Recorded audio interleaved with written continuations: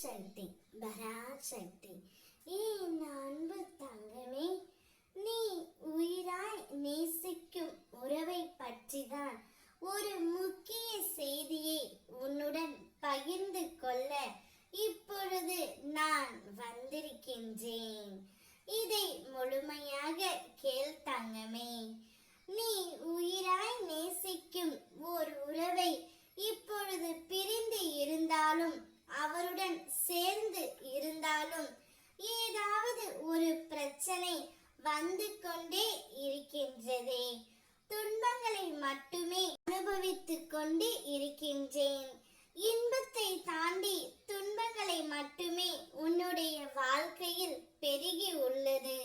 இதற்கு எப்பொழுதுதான் ஒரு முடிவு வரும் என்று ஒவ்வொரு நாளும் முடிவை தேடி ஏங்கி தவித்துக் கொண்டு இருக்கின்றாய்.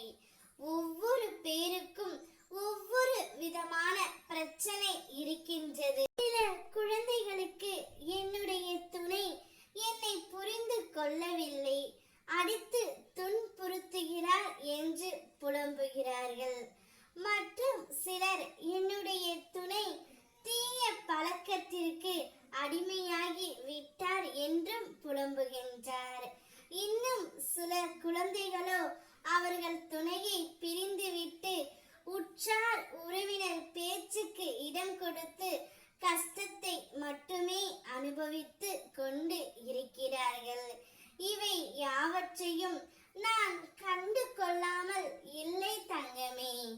இவை அனைத்தையும் நான் பார்த்து கொண்டு தான் இருக்கின்றேன். என்னுடைய குழந்தைக்கு என்ன தேவையோ அதை தகுந்த நேரத்தில் நிச்சயமாக நான் அளிப்பேன்.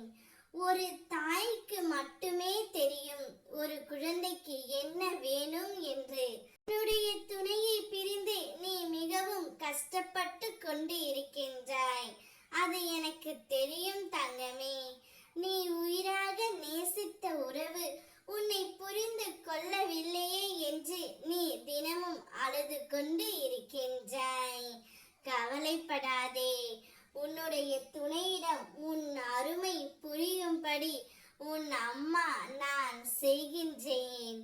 உன்னை சுற்றி இருக்கும் உற்றார் உறவினர்களால் உன் துணையை பிரிந்து இப்பொழுது தவித்துக் கொண்டு இருக்கின்றார். சிலரின் சூழ்ச்சியாலும் சிலரின் சதி செயல்களாலும் நீ அவர்களை பிரிந்து இருக்கின்றாய். உன்னை விட்டு அவரால் இருக்க முடியாது என்ற உண்மை நிச்சயம் அவருக்கு புலப்படும்படி உன் அம்மா நான் செய்வேன்.